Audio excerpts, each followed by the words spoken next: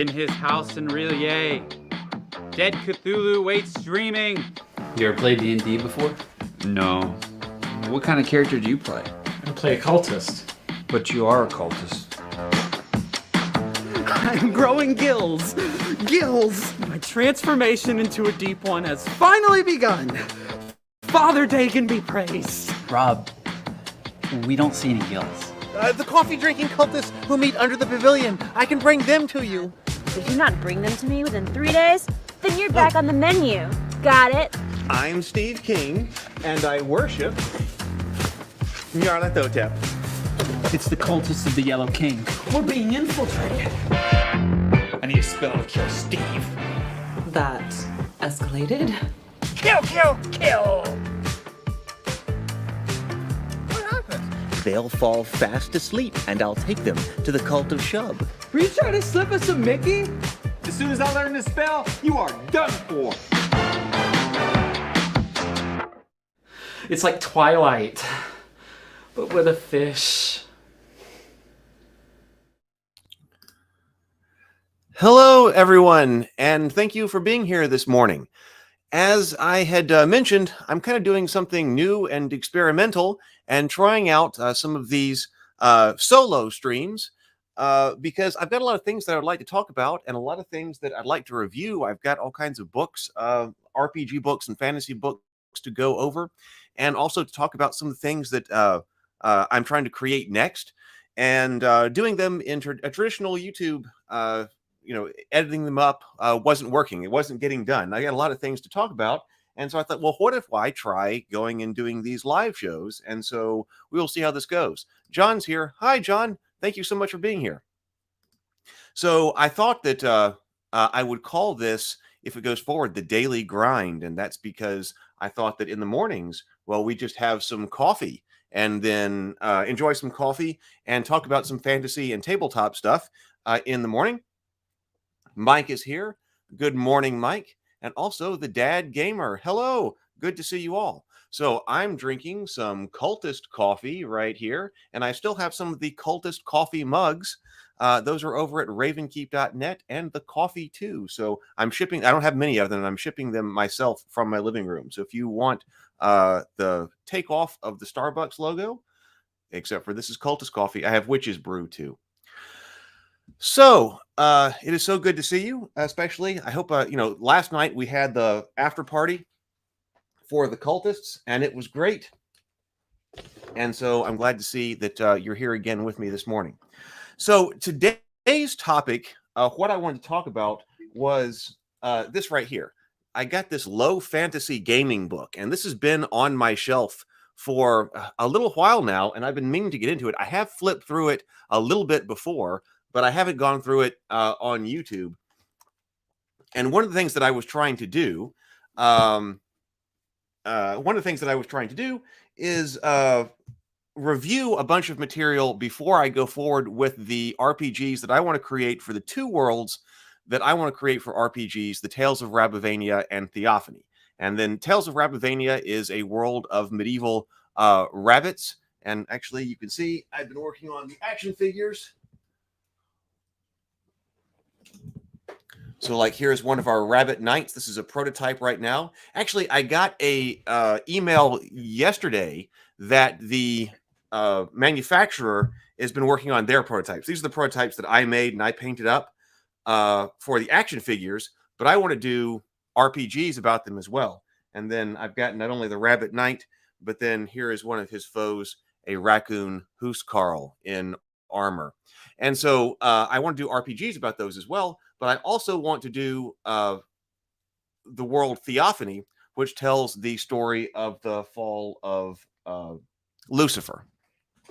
And I want to be able to do RPGs for those. John says, sorry, I'm a tea guy. Well, that's okay. As long as you have something here to drink with you on the morning grind. I enjoy hot tea in the evenings, especially. So that's fine. Enjoy a cup of tea while we're talking. Also, I had written a Cthulhu RPG when I was with Infinite Black for called Journey to the Tree of Sorrows. I wrote a lot of the mythology and the lore for Journey to the Tree of Sorrows Many of that's posted on the Journey to the Tree of Sorrows channel, which I don't control right now, but a lot of my writing was posted over there. And then I had also done written 2 RPG books for that. And we had thought a lot about what RPG system to use when we were writing that and we were going forward with that. And we experimented with a couple of different things. And then we also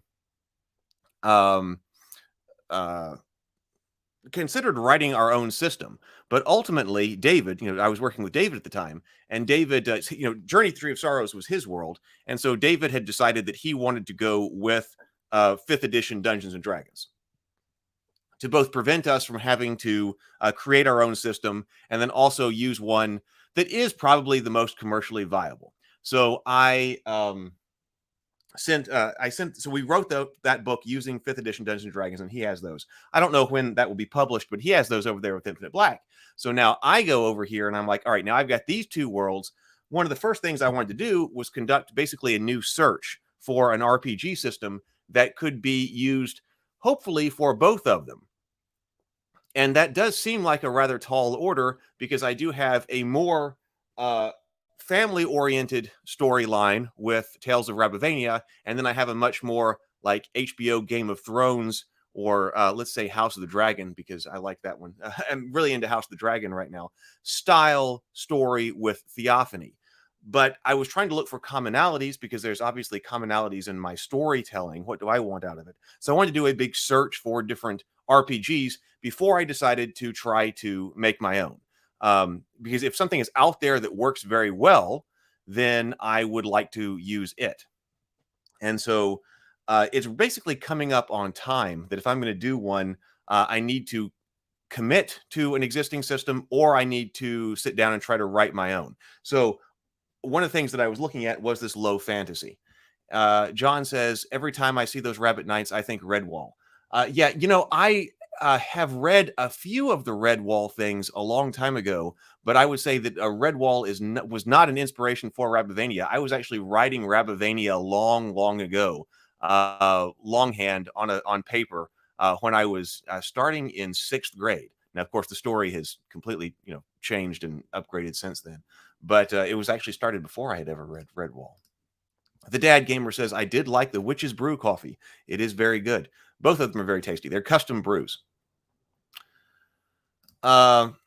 Mike says, what about a D10 or something akin to Hero Quest or Advanced Hero Quest? That is a great question because that is on my list. And of course, there's all kinds of projects going on. The first project right now that has got to go forward is, of course, Ritual. That's the social deduction Cthulhu game. And so that's the big one right now. But, while I'm doing these kind of streams, we can talk about other things. I would love to do a Hero Quest style game or an Advanced Hero Quest style game because Hero Quest is so influential on my family and it was so influential on my whole philosophy of gaming. It was really the first game that I ever got like that. So doing some type of Hero Quest board game for both of those worlds is on the list. That's way down the list, but I would love for that to be on the list. I tend to think for both of those worlds that they're low fantasy. I tend to like low fantasy, but what low fantasy is a little bit complicated. So I was trying to think what would I do if I were doing D20, if I were doing something that was low fantasy with like 5th edition Dungeons and Dragons. And we did think about that when we were doing the Cthulhu RPG. We did some modifications with that. Whether or not it was a perfect adaptation, whether or not you can take 5th edition and do fantastic Cthulhu,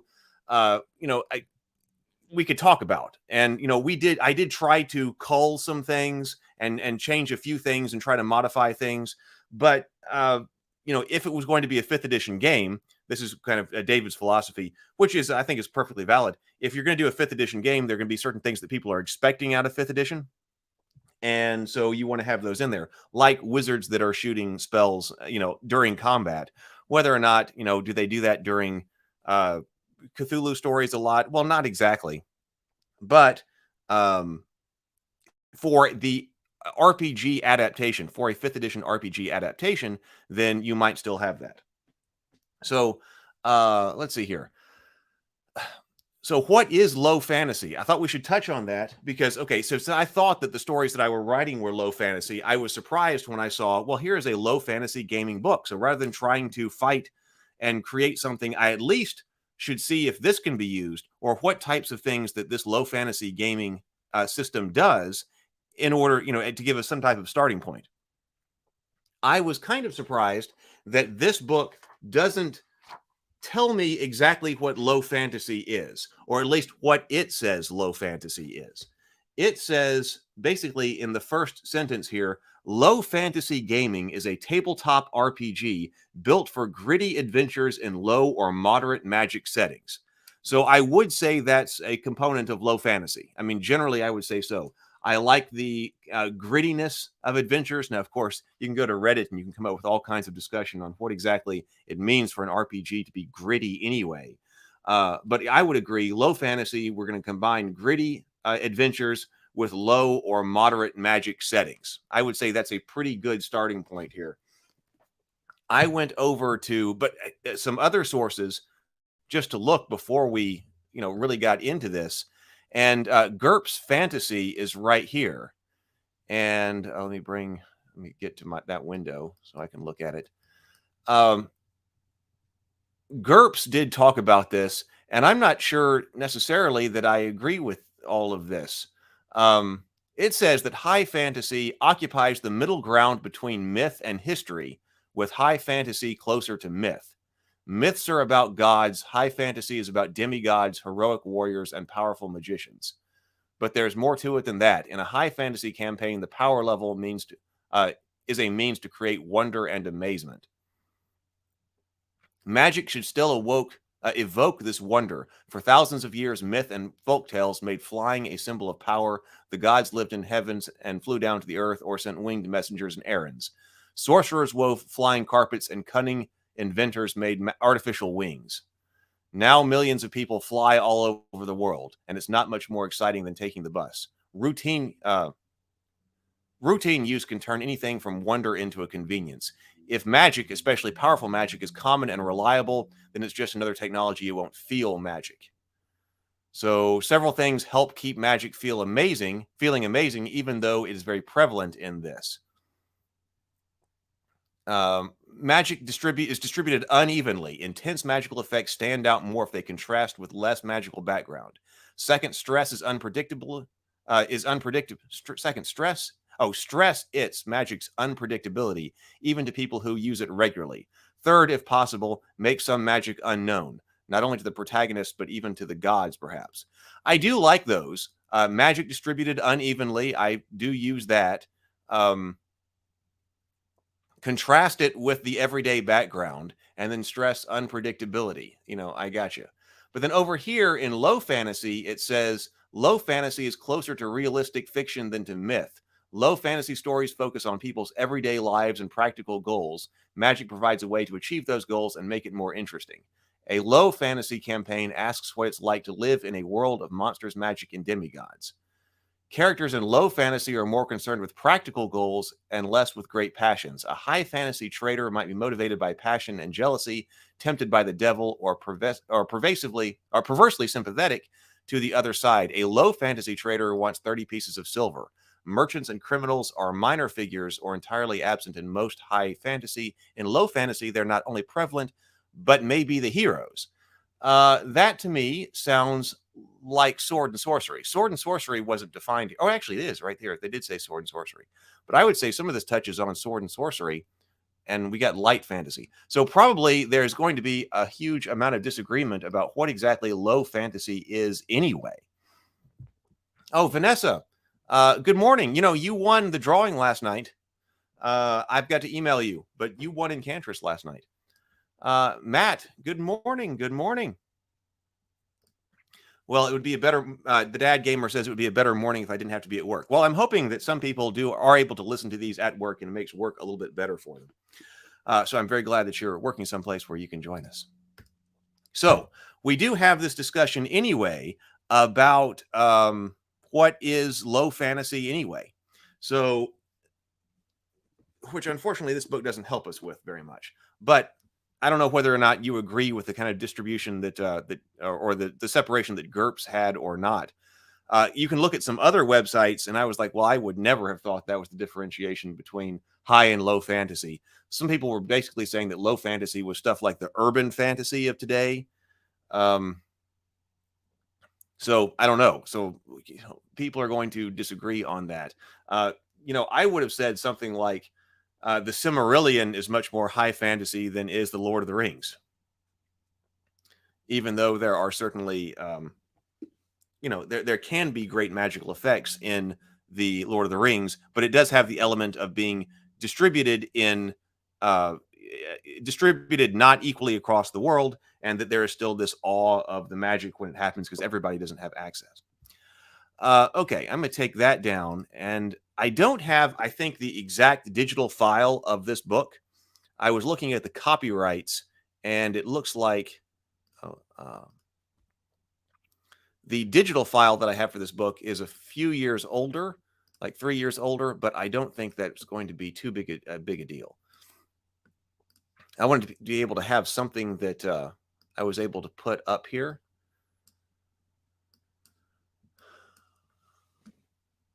Get my windows moved around so I can see chat and also the book that I'm reading. I'm experimenting also with streaming to Facebook through this software as well. So lots of things being experimented with here. So hopefully it's aggregating comments if anybody's even watching on Facebook. I don't know. I primarily do YouTube, but we will see. All right. So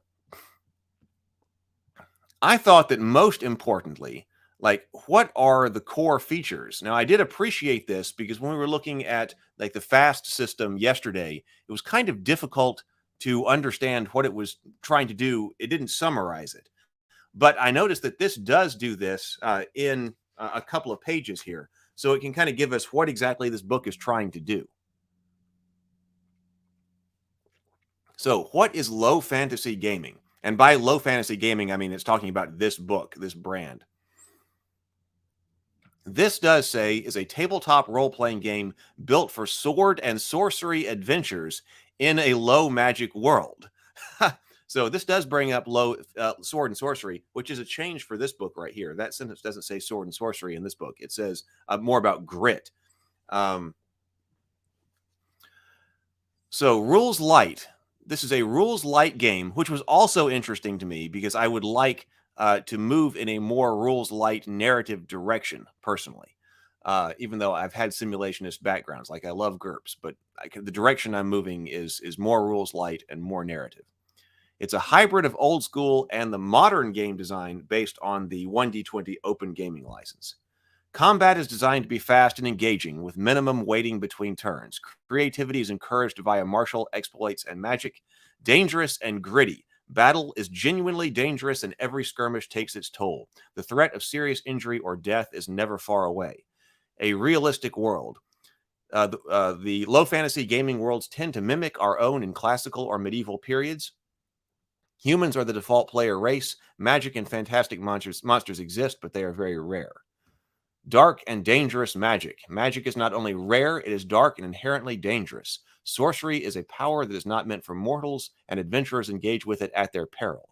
Riches and glory. Low fantasy is about exploring the unknown, delving into lost places of the world to unearth new mysteries. Player characters are not epic heroes charged with saving the world. They are bold adventurers seeking riches and glory.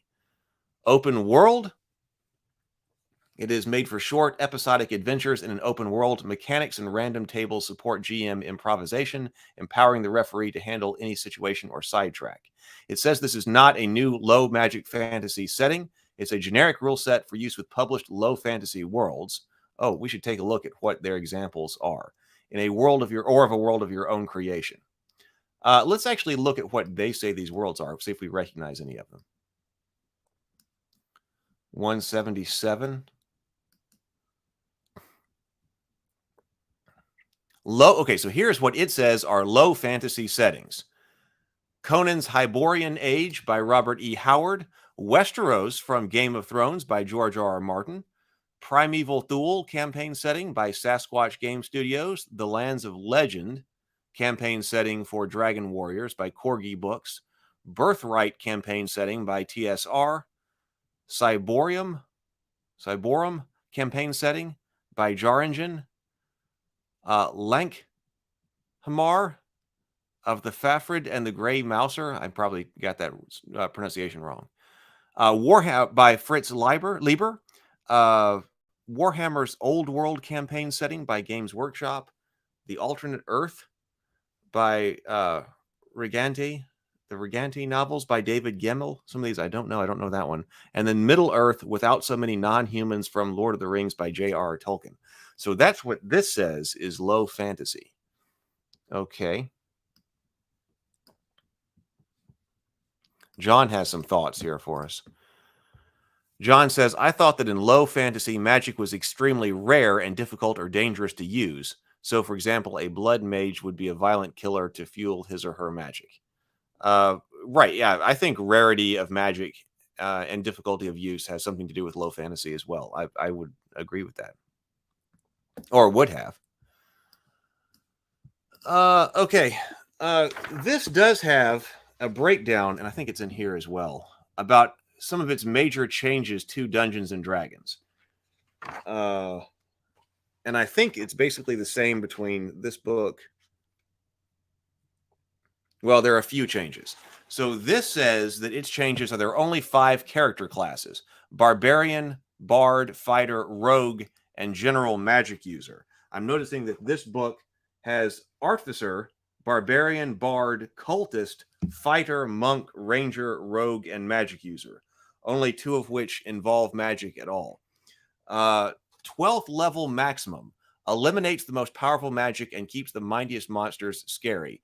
You know, I think that's not a bad thing to do. Because when I was trying to write the Journey to the Tree of Sorrows RPG, 20 levels to me seemed like a lot. And actually, now a lot of people may disagree with this. That may not be their case. But personally, I haven't played in that many campaigns that actually used all of the levels. In fact, it's possible that I have never played a level 20 Dungeons and Dragons character in any edition. And I played in some campaigns that went pretty long, but I don't think we ever went all the way to 20th level. That might be more common now, especially in 5th edition, that people, if character advancement takes less time, that you may get to 20th level. But, I've played in some games that have gone quite a while, and I've never used all of them. And yes, a lot of I feel a lot of the character abilities and things like that can get quite out of control by the time you're getting up into the high levels. I mean, you're definitely into, it's high level play. So instead of trying to balance that, I think this just took a kind of the simple and most immediate solution to this and saying, listen, in a low fantasy environment, we are just going with up to 12th level. And that might work just as well. We don't have to worry about this really high level play. Roll equal to or under attribute with modifiers to resolve certain actions, making every attribute point matter. So I guess this is the difference between do you need the attribute and the modifier? I've talked about that in a series of videos that I was doing on resolving actions in Dungeons and Dragons, or actually RPGs in general, that are in a playlist here on the channel. Lots of comments on them that were really valuable. I tend to think you don't need both the attribute and the modifier, so this is kind of combining them. Willpower and perception attributes replace the wisdom attribute. All right. Skills provide access to a level-based reroll pool. Diminishing luck attribute that replaces saving throws and powers some martial exploits. Minor, major, and rescue exploits on top of damage, but not in lieu. Provide creative combat options and moments of greatness. Dangerous combat, dropping to 0 hit points is serious. Cure spells work more slowly. Slow natural healing, I think, is also a feature of low fantasy, seems like. Long-term injuries and setbacks trigger at 0 hit points, assuming the adventurer isn't dead. Players test to see if a downed adventurer is dead only after combat has ended. Party retreat and chase rules allow the GM to throw whatever makes sense at the party without worrying about balanced encounters. 5-minute short rests allow all classes to recover hit points and class abilities quickly, encouraging the party to push rather than camp. Boy, that's probably going to be controversial. Because you get all of your hit points back after a 5-minute short rest and all of your class abilities as well. Some people will like that a lot because of this. And, the parties need to continue to go forward and let's have adventure. Let's not rest in camp. Others will say, well, it's an important part of the grittiness. We talked about grittiness, right? That, well, you've really got to ration your hit points very well. Because you're not going to be able to just stop for 5 minutes and heal all of your wounds. Dark and dangerous magic tests, making all spell casting inherently dangerous. No at-will or resurrection magic. Magic users are less reliant on spells, using one-handed weapons and light armor. Rare magic items with obvious and discrete properties that unlock as their owners level up. Rare magic items with obvious and discrete properties that unlock as their owners level up. Now, I do like something like that as well, because, if the magic item is just whatever the magic item is, you tend to cycle through them a lot as you go, and level up a Dungeons and Dragons character. I do like the idea that you can have an item which gets more powerful with you, and that way you form more of a bond with, say, a magic weapon that you get early on and stays with you for your entire adventure, rather than having to change out a whole bunch of weapons all the time. So I think those are its main changes. Let's see, over here, now we do have 9 classes in the new hardback book here. 12th level max, unique features. Every 3rd level, design your own PC ability in conjunction with your GM or choose from 36 examples. So I think that's like feats here. So it allows you to have much more free-form feats. We do have, so they say that this reroll pool that we've got in here smooths the fickleness of D20 probability distribution. And the D20 probability distribution is something that I went over quite a bit in those videos on task resolution. Like, should we even be using a D20? Because we came up with the fact that your modifier often doesn't influence your chances of success very much as compared to the wide swing of the D20. So they've got this reroll pool mechanic. I guess we will see what that is to help with the fickleness of the D20 distribution, which they are recognizing.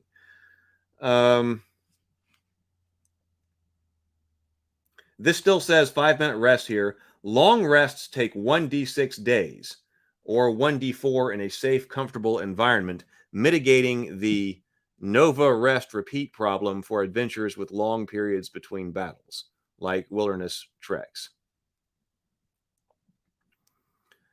It does say that evocative spells have been tweaked and renamed. Silent Image, Invisibility, Magic Missile, and Hold Monster are instead Shadows and Dust, A Wisp of Unseen, Lash of Unerring Pain, and Crush of the Warp. All right, so that. So I noticed that the Artificer is not in this PDF that I've got here. But, I was reading through here, and that one actually kind of surprised me and initially stuck out to me. So here, I'll show this to you right here. Oh, I guess I'll have to bring this down. I was like, okay, so what kind of character classes do we have? And we get to this one right here rather early on when we're talking about low fantasy. And so if we take a look at this, it says that you are an artificer, an expert alchemist and forge master, gear priest, and black powder savant. You might be a reclusive tinker, a burly gadgeteer, a fume-addled apothecary, or an arrogant steamsmith. Hammer and hellfire in your belt, you travel abroad in search of inspiration, putting your unique devices to the test.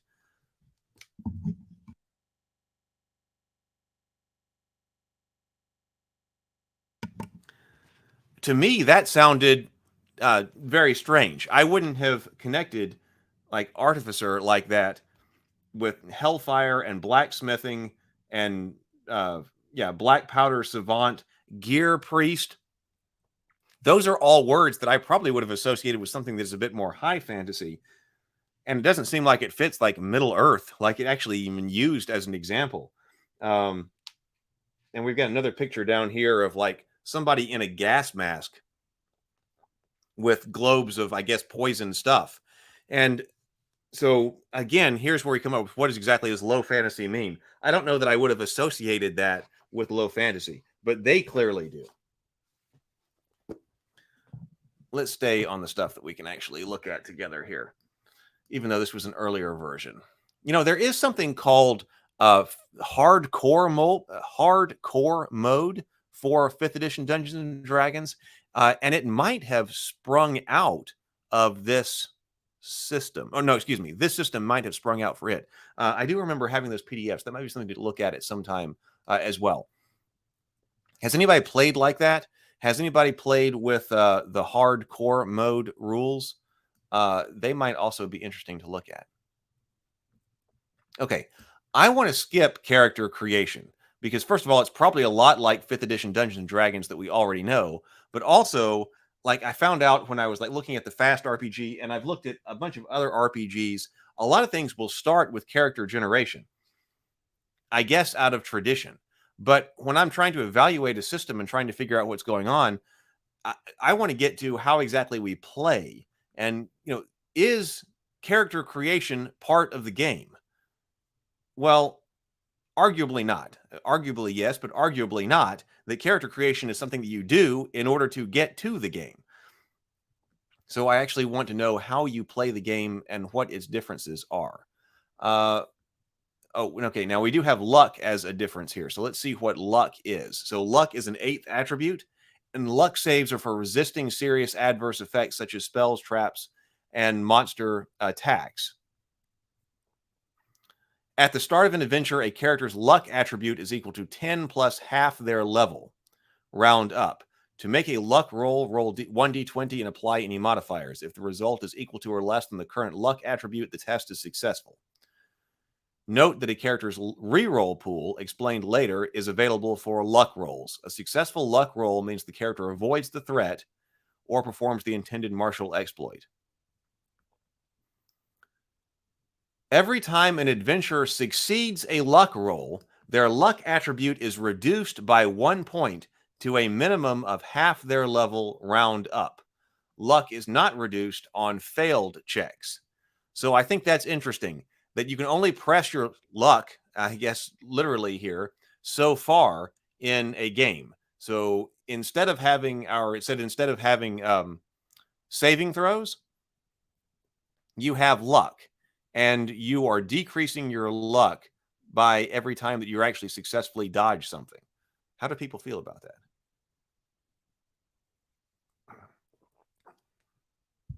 It is putting an additional timer on the heroes. So you've got something else to think about than just your hit points. And it's actually, the luck returns at a rate of 1 point per long rest. So the long rest would be like 1d4 or 1d6 days, if that stayed the same between these two different books I've got here. So actually, it's really hard to get luck back. That's interesting. So even though you get your hit points back after a short rest after 5 minutes, your ability to resist things in a saving throw aren't so great. What do you think about that? Here are designers' thoughts. Okay, let's see what they think. Although hit point spells and other abilities tend to replenish regularly, like we just said, relying on luck gets riskier as an adventure goes on. Diminishing luck is intended to serve several purposes. Firstly, players must make choices about when to use their luck. Secondly, it ratchets up the danger as the adventure progresses.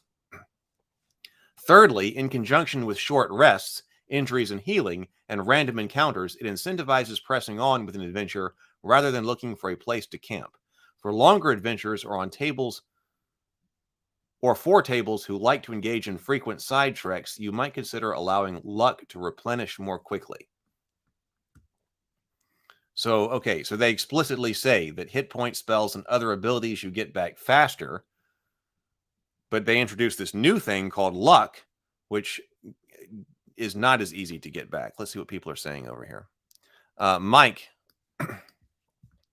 Mike says a number of games start with a generic starting player for people who jump into a game and cover character creation later. Yeah, I think that's a good way to go. I'm very pro pre-generated character in general, just because the way I'm thinking about gaming now, it seems like as an adult, if you get everybody together, it's typically not for 6, 8, 12-hour gaming sessions, but it could be 2 hours, 2 to 4 at the long side. That seems to be what people around me can get together for. I don't want to spend a whole lot of time doing character creation. I would even just hand out the pre-generated characters at the table. Say, hey, we're playing this type of game. I got this type of game set up for you. Here's some characters to choose from. Let's have as much adventure as we possibly can have in 2 to 3 hours.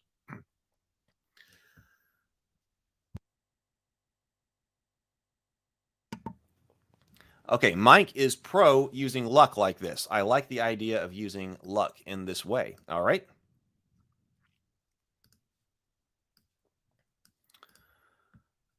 Character classes.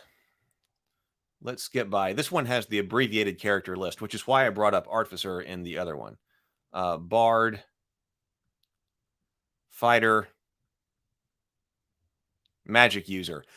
Fast used just 3. The Academic type, the Warrior type, and then the Magic User as well. And, I still think there's a lot to be said for the reduced number of character classes. They expanded them in this, which is how we get other things like the Artificer, I guess. But ever since Unearthed Arcana, what was that, 3rd edition? It's kind of the first time I remember it. And then the True 20 role-playing game that used a very abbreviated list of character classes. I don't necessarily think it's bad. I really don't.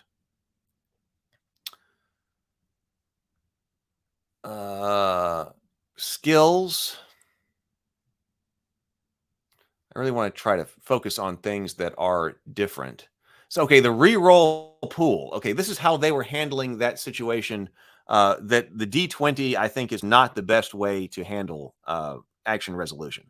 And, there's still another video I need to do in that series where I was talking about resolving actions in RPGs, and I was studying the D20 pretty closely. And that's what my solution would be. And I was actually... I woke up at about 1:30 this morning and was awake. And so I got up and was actually here working on any dice, typing in a bunch of different, or not a bunch of different, but trying out some examples of different ways to use dice to try to do a better action resolution system. And I think I may be onto something that I haven't seen really done before, but I want to smooth things out. And we'll probably talk about it in another live stream. But let's see how they handle this. So if an adventurer fails an attribute check, but has a relevant skill or possible background, see below, a player may choose to re-roll. Each adventurer begins an adventurer with 1 re-roll pool die per level.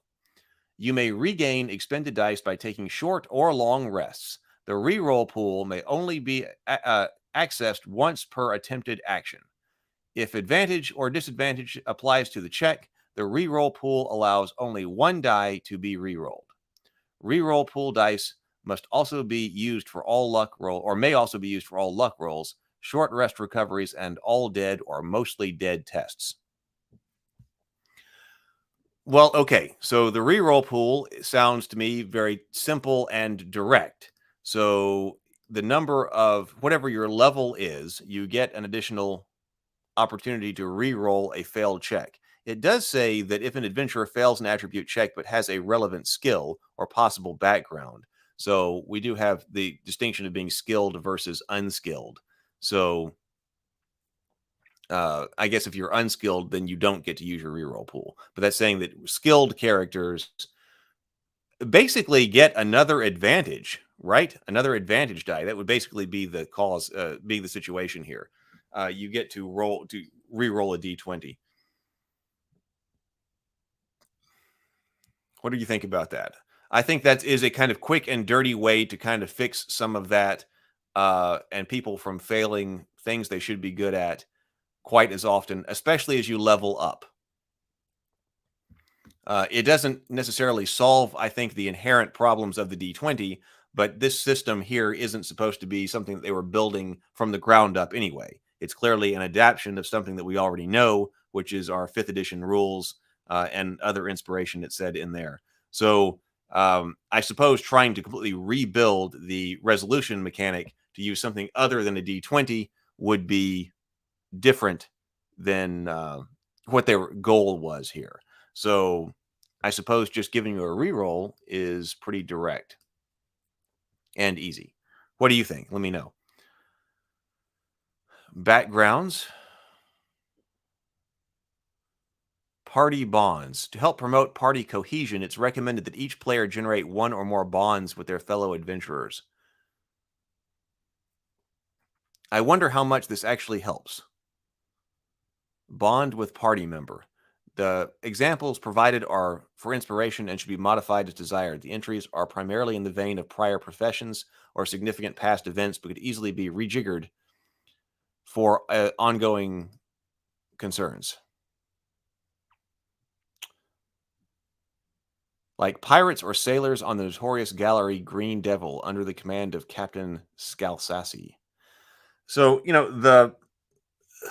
what bonds and whatever things were like this in 5th edition, I tended to find that they are not used very often. Of course, they're supposed to be in there to promote role playing, but to me, at the tables that I played at, they really haven't.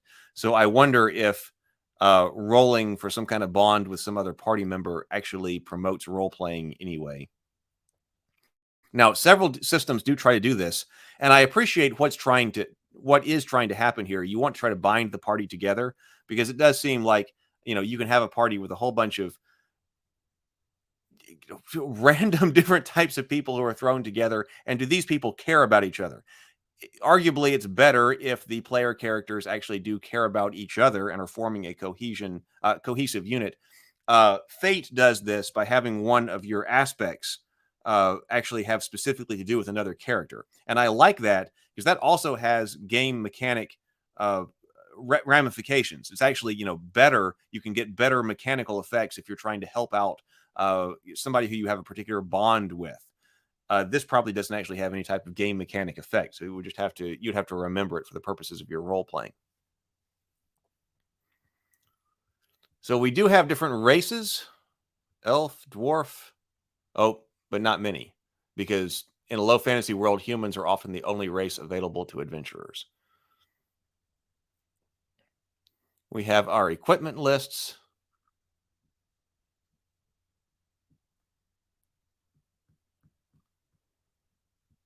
Which used to be my favorite part of stuff. What kind of gear can you get? But now it seems like, well, it's kind of standardized. Ranged weapons, shields. Kinds of checks. Most uncertain actions are resolved through one of the following rolls. So we do have 4 different examples: an attribute check, an attack roll, a luck save or a luck check, or a percentile check. And so arguably what you should do here is try to simplify this into one type of roll. I've been thinking about that quite a bit. When you think about what is the action resolution mechanic in an RPG, that's actually what playing the game means. How do you play the game? And I think that the write-up that I believe it was the Angry GM, I believe I was reading, I agree with what he was saying, that the more different ways you have to do things in the RPG, the more you have to reference the rule book. Because you're like, oh no, wait a minute, how do we accomplish this? Or what's the mechanic for resolving this kind of situation? That causes you to have to go back to the rule book. So if you simplify that and say, like, this is the action resolution mechanic, everybody knows what that is at the table. You can adjudicate it right there, and you don't have to go back. Now, wait a minute. Like I remember even in AD&D, like the process for opening a stuck door was different than trying to sneak by something. It was a completely different type of role. So you always had to look that kind of thing up. I'm for trying to simplify that as much as I possibly can.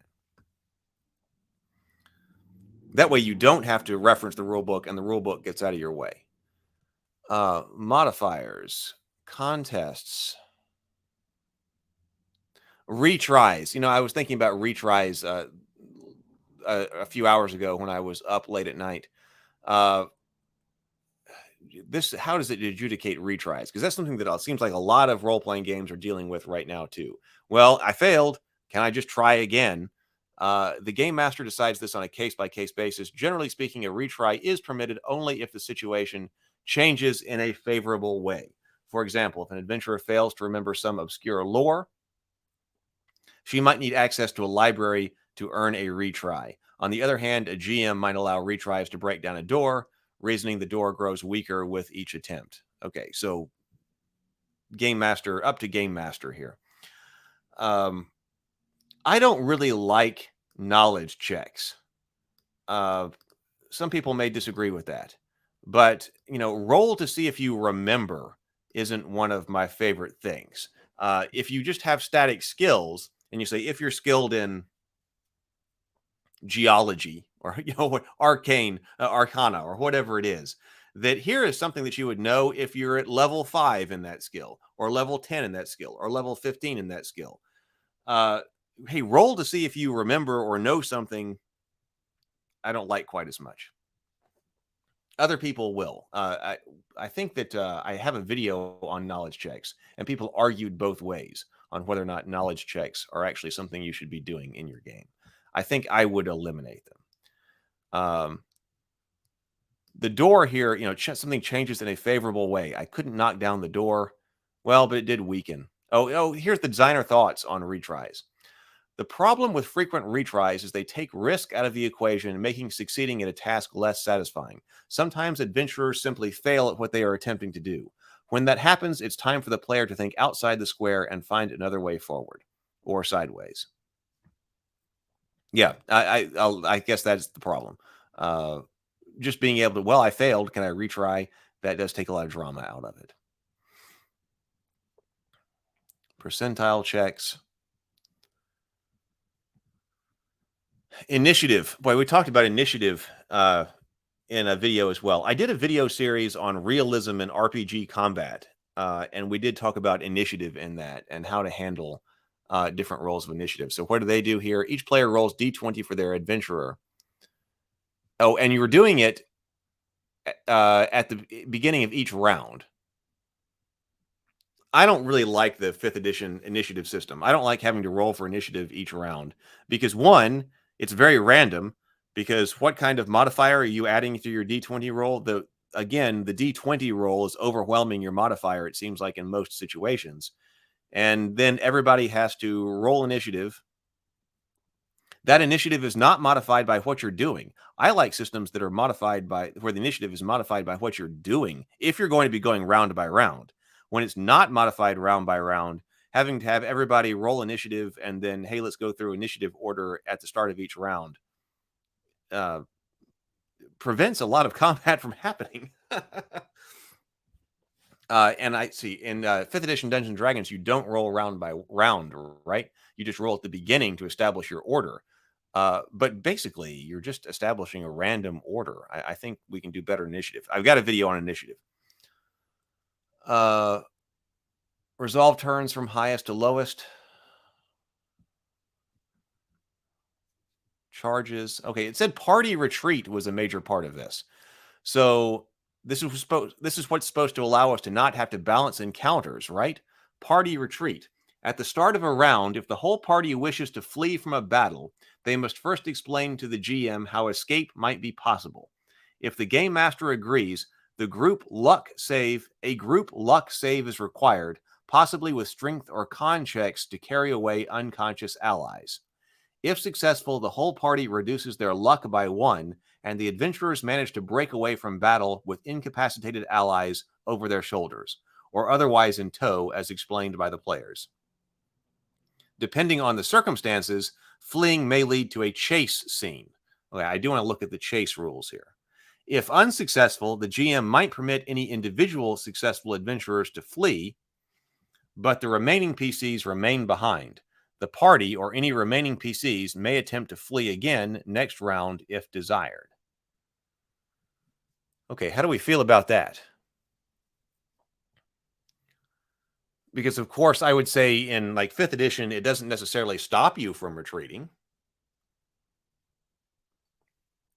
if you decide this encounter is too much for me or the whole party, well, you can try to get out of there anyway, most of the time, right? But here, a group luck save is required. I suppose we should look and see what group saves are like. I saw that someplace. Because it does say that's possible, even though this is a group luck save is required, it kind of sounds like that means that every single adventurer must roll their luck save individually, because some of them may be able to get out and some of them may not be able to. So it's not guaranteed you're going to be able to escape, and then you may have to go to a chase. Let's go to chase, since they also talked about that.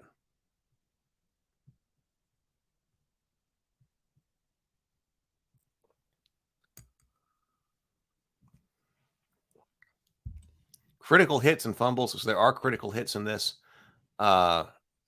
Knocking people out.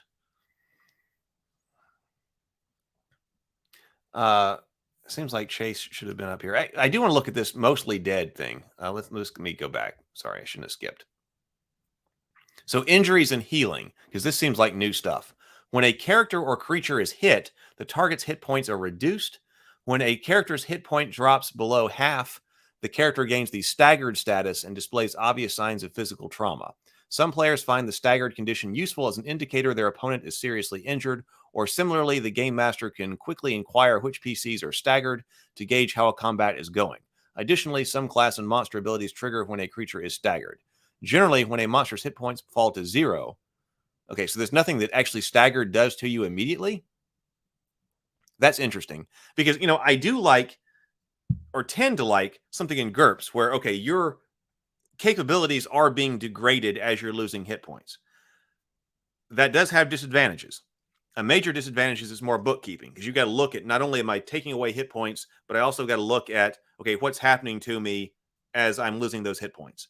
But also, that can result in what people call the death spiral. That as you start to lose hit points, if you're also degrading your capabilities, sometimes it can be very difficult to get out of that death spiral. And that, once you start taking some hits, you start to, continue to go down, and you can't pull yourself out of it, which might not be heroic. So it says some class and monster abilities trigger when staggered. It's not something that just happens to you. When you hit to 0 hit points, you die. When a PC is reduced to 0 hit points, the adventurer falls unconscious and is either all dead or mostly dead, but you won't find out which one until someone rolls over the body for a closer look. So all dead after the fight. So the person is taken out for that fight, but after the fight, if the adventurer's body is able to be recovered and examined, the player makes a con check.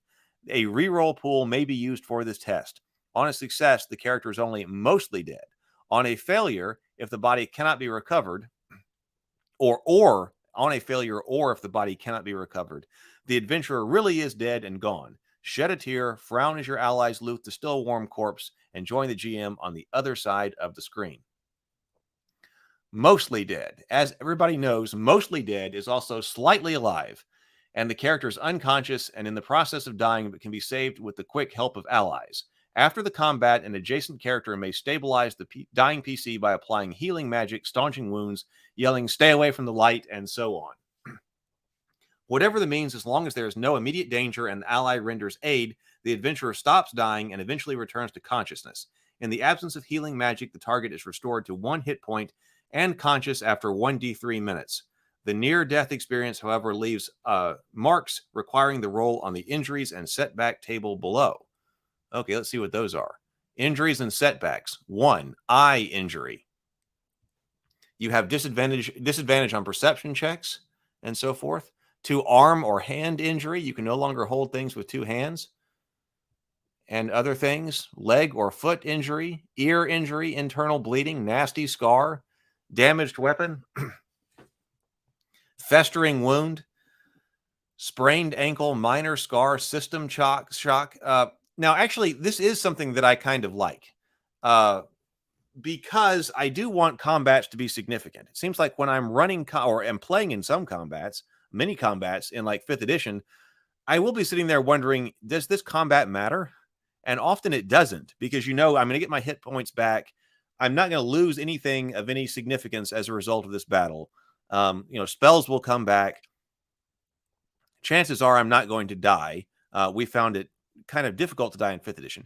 Has happened. Typically, when the players play poorly and haven't rested, that can happen. But I'm probably not going to die. I'm probably not going to lose anything of major significance here, and I'm also probably not going to gain anything of major significance.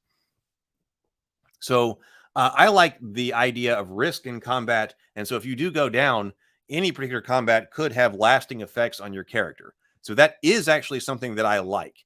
That the result of this combat, you could be injured, and you may still be feeling that for a while. Now, to me, that goes along with reducing the number of combats that are going to be in a game. Instead of having, the number of them that you go through in a Dungeons and Dragons game, typically, I would reduce that. So you're only fighting when it's really significant, and then you possibly have a major consequence as a result of combat.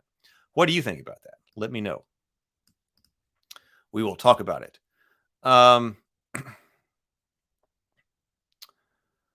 Short and long rest. We're going approaching an hour here, which is typically how long I do these things. But I did want to see what its chase rules were. That was like 85 or something like that, 83, because it said that if you run away, you might end up in a chase. So how does it handle that?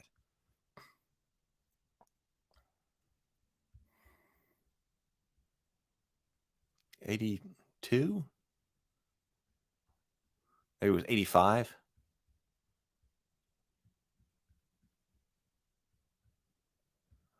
Oh, we do have madness and insanity here. Well, wait, where was Chase?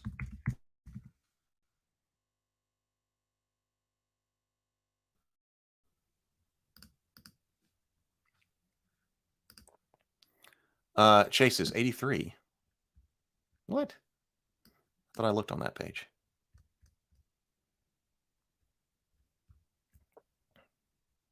Oh, here it is. Chases.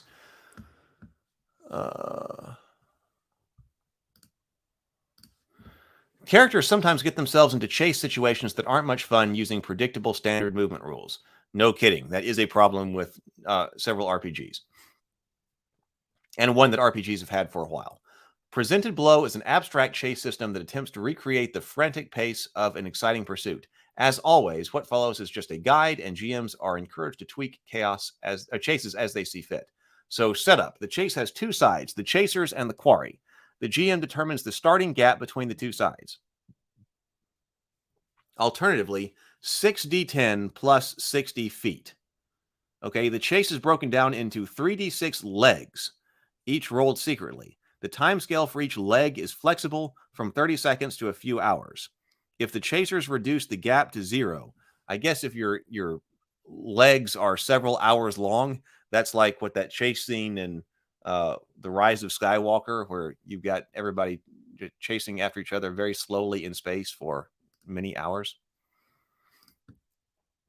If the chasers reduce the gap to 0 before the end of the last leg, the quarry are caught and the chase ends. Otherwise, the quarry escape. The GM might also rule the quarry escape if they open the gap wide enough, like 200 feet. So, resolving the chase. At the start of each leg, both sides choose one character to lead them. No character may lead a second leg until all allies have led the first leg, and so forth. The two leaders make opposed con athletics check. The winning side widens or closes the gap by 1d10 feet per 10 feet of movement rate of the leader, rounding up. For example, 25 feet movement rate equals 3d10 feet. The player controlling the leader rolls on the chase event table. There's a 50% chance the result applies to the leader and/or party. Otherwise, it affects the opposing side. Repeat until the chase ends. So what are chase events? So you both make con athletics checks, both people. The winning side widens or closes the gap by 1d10 feet per 10 feet of movement the leader has. And then there's the player controlling the leader rolls on the chase event table. There's a 50% chance that result applies to the leader and or party. Otherwise, it applies to the opposing side. All right. So, large crowd. A large group of creatures impedes the progress of the characters in a non-violent manner. A funeral procession, wildebeest herd, dwarven mining crew, cloud of curious young air elementals. One or more characters, amongst other things, may attempt to persuade or intimidate the group to assist them. Okay. 2, dangerous hazard. The GM improvises a physical threat of some kind, such as a street riot, poison vines, carnivorous plant, underground slime, swarm of giant insects. There is an obstruction, a snap opportunity. Randomly nominate 1d4 characters from both sides. These participants may take an action to assist themselves or act against the opposing side, provided they declare their action within a 5-second countdown. The GM adjudicates what type of actions are possible under the circumstances, but it might include making a range attack, casting a spell, lassoing a quarry, dropping caltrips, etc. Oh, lots of different possible chase things. So that might make it fun. That's interesting. I would have to see how it plays. What do you think about these things? Let me know. Well, all right. We're closing in. Actually, we just passed an hour here, and that's typically what I'm going to be doing these streams for. Did that give us a kind of taste of what this is about? It was kind of refreshing my memory on this. What do you think? I think I would need to get into it still a lot deeper. This was definitely still kind of an initial impressions kind of thing. And one thing I had wanted to do, which I might be able to do on these live streams, is do some type of play testing, because I wanted to compare and contrast some different types of combat as well. I might be able to do that digitally, but also I might need to be able to get another way to have another camera to put on the table, so that if we needed to move some miniatures around and try out some type of new combat system or something like that and roll some dice, we might be able to do that. But this is still like in the experimental stage, but it might help. It might be interesting to be able to do that, because also I do have physical books that I don't have PDFs of that I want to be able to go through. So it would be nice to be able to show the book as well. So I don't know. One thing that I did notice as far as this goes is I'm not sure that, or I don't think that book itself is going to be what I would want to play either Rabavania or Theophany in. So it's got some interesting ideas. It's trying to do some of the things that I want to do, but I'm not sure that it's something to be immediately adapted for play in Rabavania or Theophany. So, all right. Well, coming up, let's see. I probably will do another one of these tomorrow. I've been trying to do them in the mornings. There will probably be another one. The big thing that's coming up immediately next is on Halloween Day. I want to start a tradition where we watch the cultists and do basically a 24-hour live stream of the cultists, because we've got for the Christmas story, the tradition that whatever television station it is plays the Christmas story for 24 hours on Christmas Day.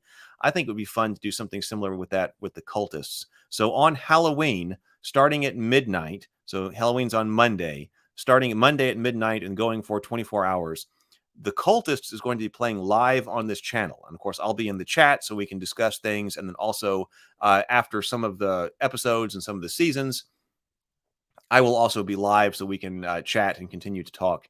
And then we'll continue playing the show. It'll be a cycle of all of season 1, and then also through season 4 or episode 4 of season 2. So it won't be any spoilers, but it's a good way to catch up, because episode 5 of season 2 will be coming out next Friday, just under a week from now. So next Friday. So if you want to catch up, or you've got friends who you think ought to see the cultists, we'll be able to shoot them a link of the live show and be able to just stream, and we'll be able to enjoy having Halloween together. We will do the live after party again on Friday. I'm going to try to continue to do these in the morning, though. And then also we've got Ritual, the board game, coming up. Oh, I should shoot everybody those links. So around week 6 of the cultists, check out the chat right here. I've got the Ritual board game up on GameFound. Please follow that there. That is the board game. It's the Cthulhu. It's a social deduction game of Cthulhu cultists, and it's the board game that is based on the cultists. And we're going to try to fund the cultists through that, the cultist season 3 through that. So please do check that out. And then also sign up right here if you would like. I send out an email on Tuesdays and Fridays with some bullet points about everything that's going on. So if you would, I just put in the chat, if you're interested in knowing what's going on, because I know that sometimes, YouTube doesn't let you know, what's going on. I like to be able to send out some things for people who are interested. Here are the bullet points. So far, it's been Tuesday and Fridays. Here are the bullet points of what's happening with all the links that you need and things like that. So I just put that link in the chat as well. So if you will, check that out, and then I'll be in touch with you on Tuesdays and Fridays. It's me who sends out all the emails and things like that with the bullet points. Anyway, I have really enjoyed this. I hope you did too. I hope it's a good way to start the morning with some coffee or tea, and also some talk about fantasy and role-playing. I will talk to you later. I'm going to go get some work done. Have a fantastic